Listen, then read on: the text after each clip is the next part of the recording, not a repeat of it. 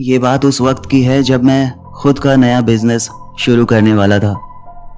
मैंने इस बारे में दीपक और रोहन को भी बताया था। दरअसल मैं कोई अच्छी जगह ढूंढ रहा था, ऐसी जगह जो सस्ती भी हो, क्योंकि मुझे एक रेस्टोरेंट खोलना था। ये महज एक इत्तेफाक था कि हमें एक ऐसी ज़मीन के बारे में पता चला जो हाईवे के बिल्कुल सामने थी। मेरे हिसाब से मेरे रेस्टोरेंट के लिए वो जगह बहुत अच्छी हो सकती थी, इसलिए मैं और दीपक उस ज़मीन को देखने गए थे। जब मैं और दीपक वहाँ पर पहुँचे तो हमें वो ज़मीन बहुत सही लग रही थी। मतलब जैसा मैंने सोचा था उससे भी काफ़ी ज़्यादा अच्छी जगह थी। राहुल, मुझे लगता है ये जगह बिल्कुल सही रहेगी।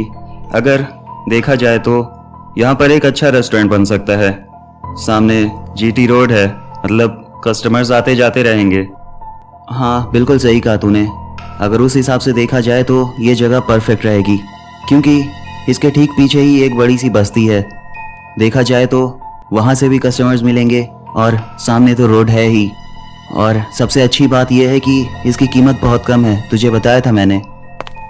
हम यही सारी बातें खड़े होकर सोच रहे थे, तभी एक बूढ़ी औरत हमारे पास आई। उसने हमसे कहा, बेटा, अगर तुम इस सामने वाली ज़मीन पर कुछ करना चाहते हो तो मत करना, क्योंकि ये जगह शापित है। मैंने उससे कहा कि मैं आपका मतलब नहीं समझा। शापित, इससे क्या मतलब हो सकता है? वो बूढ़ी औरत जवाब देती तब तक कुछ और लोग वहाँ पर आ गए। उन्होंने कहा कि देखो, इस सामने वाली जगह पर बहुत पहले तंत्र विद्या का इस्तेमाल किया जाता था। बहुत सारे तांत्रिक थे और उन्होंने कुछ चुड़ैलों को भी अपने वश में कर रखा था, जिसकी वजह से अब जब भी कोई इस ज़मीन पर कुछ करना चाहता है वो बर्बाद हो जाता है। या तो उसकी मौत हो जाती है या फिर किसी और तरह के हादसे होने शुरू हो जाते हैं। मैंने जवाब दिया कि ठीक है, आपने बताया, इसके लिए बहुत बहुत शुक्रिया, हम समझ लेंगे। राहुल, मेरी बात सुन, थोड़ा इधर आना मेरे साथ। मैं दीपक के साथ किनारे गया और दीपक ने मुझसे कहा, देख, इन सब के चक्कर में मत पड़ना। ये सब पिछड़े हुए लोग हैं और इनकी सोच ही ऐसी है, भूत प्रेत वाली।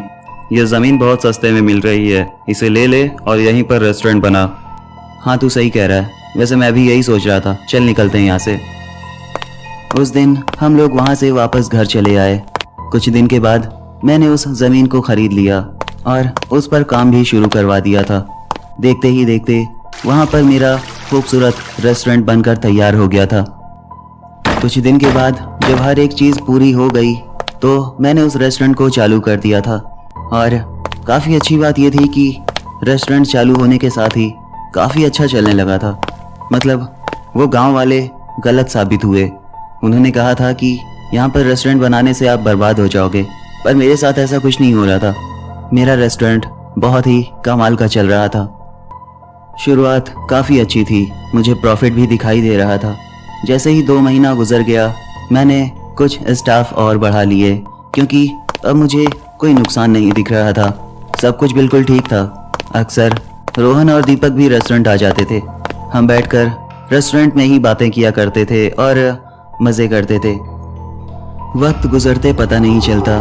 देखते ही देखते 1 साल गुजर गया और ये 1 साल मेरे लिए काफ़ी अच्छा साबित हुआ। इस 1 साल में मैंने अपने रेस्टोरेंट की बदौलत काफ़ी कुछ बना लिया था। मैंने खुद की एक गाड़ी ले ली, खुद का एक घर भी ले लिया। सब कुछ बहुत अच्छा चल रहा था। एक दिन की बात है, रात के 11 बज रहे थे। रेस्टोरेंट के सारे स्टाफ जा चुके थे। सिर्फ मैं, दीपक और रोहन हम रेस्टोरेंट में ही रुके हुए थे और हंसी मजाक चल रहा था। कुछ देर के बाद किसी ने रेस्टोरेंट का दरवाज़ा नॉक किया। मुझे लगा शायद कोई कस्टमर होगा जो इतनी रात को खाना ढूंढने आया है। मैं उठकर गया और जब मैंने दरवाज़ा खोला तो मैंने देखा कि हमारा एक बहुत पुराना दोस्त, मतलब वो हमारा कभी भी दोस्त नहीं था, बस हमारे स्कूल में था और हमारी ही क्लास में था। मैंने उससे कहा, और सुदीप, यहाँ कैसे आना हुआ? तो वो कोई जवाब नहीं दे रहा था, बस मेरे रेस्टोरेंट को इधर उधर देख रहा था। ओए सुदीप, मुझे पहचाना? मैं दीपक भाई। वैसे ये बता, यहाँ क्या कर रहा है? अरे कुछ तो बोल यार, इधर उधर देखता ही रहेगा या कुछ बोलेगा भी? ओए सुदीप, जवाब क्यों नहीं दे रहा? मुझे पहचाना, मैं रोहन, हम क्लास में थे। वैसे ये यहाँ कर क्या रहा है राहुल? इसे किसने बुलाया? मैंने इसे नहीं बुलाया। सुदीप, तुम जवाब दोगे? हाँ, मैं तुम तीनों को जानता हूँ। मैं यहाँ से गुजर रहा था, मैंने सोचा देख लूँ। बहुत नाम सुना है कि बड़ा आदमी हो गया है और रेस्टोरेंट बना लिया है, काफ़ी अच्छा बनाया है सब, ठीक है।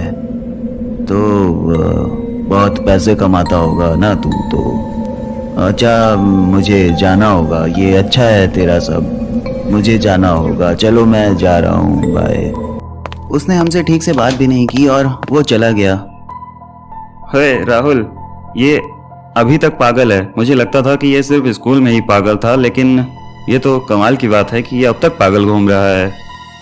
नहीं, ऐसी बात नहीं है दीपक, ये बहुत शातिर लड़का है, इस पर भरोसा मत करना कभी भी। मैं इससे ज़्यादा बातें नहीं करता। वैसे राहुल, तूने इसे कब बताया कि तूने रेस्टोरेंट खोला है? यार, मैंने कुछ नहीं बताया, मुझे नहीं पता कि ये यहाँ कैसे आया। अच्छा छोड़ो, जाने दो, क्या फर्क पड़ता है। चलो यार, रात बहुत हो गई। राहुल बंद कर, हम भी निकलते हैं, तू भी निकल। हाँ ठीक है, चलो। उस दिन हम वहाँ से घर चले गए और अगले दिन जब मैं रेस्टोरेंट आया तो सब कुछ बहुत अजीब था। कस्टमर नहीं थे और जहाँ जहाँ भी हमारे रेस्टोरेंट से खाना जाता था उन सारी जगह से शिकायत आ रही थी। किसी के खाने में खून के धब्बे आ रहे थे, किसी के खाने में बाल निकल रहे थे। मुझे समझ नहीं आ रहा था कि ये हो क्या रहा है। इस बात की वजह से मैंने बहुत सारे लोगों को अपने रेस्टोरेंट से निकाल भी दिया और नए लोगों को रख लिया, लेकिन फिर भी कुछ नहीं बदल रहा था। ये शिकायत लगातार आती जा रही थी। देखते ही देखते 3 महीना और गुजर गया और मेरा रेस्टोरेंट बिल्कुल बर्बाद हो चुका था, बिल्कुल ख़त्म होने की कगार पर आ गया था। कुछ दिन के बाद जब मुझे कुछ भी नहीं समझ में आ रहा था तो आखिरकार मैंने उस रेस्टोरेंट को बेच दिया। मैंने पता भी नहीं करना चाहा कि उसे कौन खरीद रहा है। बस मुझे जितने पैसे मिले मैं उसे लेकर वहाँ से हमेशा के लिए हट गया। 1 हफ्ते बाद मुझे पता चला कि वो रेस्टोरेंट सुदीप ने खरीदा है। ये बात बहुत अजीब थी क्योंकि वो एक अजीब और पागल लड़का था। मैंने इस बात को इग्नोर कर दिया और 1 महीने बाद हमें पता चला कि सुदीप उस रेस्टोरेंट को बिल्कुल उसी तरह चला रहा है जैसे मैं चलाया करता था और वो उससे बहुत पैसे कमा रहा है। हमें उस पर शक होने लगा था, इसलिए दीपक और रोहन ने सुदीप के बारे में सब कुछ पता करना शुरू कर दिया। और एक दिन दीपक ने बताया, राहुल, मैंने सब कुछ पता कर लिया, ये सब उस सुदीप का किया धरा है। जानता है, गांव वालों ने हमें कहा था कि इस ज़मीन पर जो कोई भी काम करोगे वो नहीं हो पाएगा और यहाँ तांत्रिक काला जादू करते थे और चुड़ैलों को कैद किया करते थे। ये सारी बातें सच थी। सुदीप ने एक नहीं बल्कि 5 तांत्रिकों की मदद ली, सिर्फ तुझे बर्बाद करने के लिए। उन सभी तांत्रिकों को सुदीप ने बहुत पैसे दिए और उन्होंने एक चुड़ैल को उस ज़मीन से आज़ाद किया जिसने तेरे रेस्टोरेंट को बर्बाद कर दिया। और अब सुदीप उस रेस्टोरेंट को वापस वैसा ही चला रहा है जैसे तू चलाया करता था। हाँ, ये सारी बातें सच हैं। वैसे राहुल, अगर तू चाहे तो हम उस रेस्टोरेंट को वापस दिलवा सकते हैं। हम भी यही काम करेंगे जो सुदीप ने किया। बोल, क्या बोलता है? कम ऑन गाइस, जो होना था वो हो गया। अब इसमें बहुत ज़्यादा सोचने की ज़रूरत नहीं है। कभी कभी किस्मत के भरोसे भी चीज़ों को छोड़ देना चाहिए और शायद भगवान के भरोसे। मैं इसे इसी तरह छोड़ रहा हूँ, देखना वक्त पलट जाएगा। ठीक है राहुल, जैसी तेरी मर्जी। देखते ही देखते 2 साल गुजर गए। मैंने अपना एक नया रेस्टोरेंट खोल लिया था एक नई जगह पर। वो काफ़ी अच्छा चल रहा था और हमें अचानक पता चला कि सुदीप की कार एक्सीडेंट में मौत हो गई। उसके बाद उस रेस्टोरेंट को बेचा जा रहा था और ये महज एक इत्तेफाक था कि घूम फिर कर वो रेस्टोरेंट फिर से मेरे पास ही आ गया और अब मैं 2 रेस्टोरेंट एक साथ चला रहा था। वो रेस्टोरेंट जिसे सुदीप ने मुझसे छीन लिया था वो मुझे वापस मिल गया था और फिर से वो वैसे ही बुलंदियों पर था जैसे मेरे टाइम पर हुआ करता था। हेलो दोस्तों, मैं हूँ दीपक और मैं हूँ रोहन। दोस्तों, हम उम्मीद करते हैं कि आपको ये वीडियो पसंद आया होगा। जाने से पहले प्लीज़ वीडियो को लाइक कर देना, हो सके तो वीडियो को शेयर करना और कमेंट करके ज़रूर बताना कि आपको ये वीडियो कैसा लगा। वैसे हम आपको बताना चाहेंगे कि अगर आप हमारे चैनल पर पहली बार आए हैं तो प्लीज़ हमारे चैनल को सब्सक्राइब ज़रूर करना, साथ ही साथ नोटिफिकेशन बेल को भी दबा लेना जिससे कि हमारा वीडियो आते ही आपको फ़ौरन पता चल जाए। दोस्तों वैसे मैं आपको बता दूं कि इसके अलावा हमारे पास कुछ और खास बातें हैं। जी हाँ, जैसे कि बुल्ली और टमाटर की लाइव फनी कमेंट्री जो कि वो तफरी गेमिंग यूट्यूब चैनल पर करते हैं। वैसे वहाँ पर सिर्फ टमाटर और बुल्ली ही नहीं होते, बल्कि वहाँ हम भी होते हैं, साथ ही साथ दादी और रामाशंकर चाचा भी। तफरी गेमिंग पर हर दिन लाइव स्ट्रीम शुरू होती है शाम 6 बजे। वैसे हम तफरी गेमिंग का लिंक डिस्क्रिप्शन में डाल देंगे, साथ ही साथ एक कमेंट भी पिन कर देंगे, जिससे कि आपको उस चैनल पर जाने में काफ़ी आसानी होगी।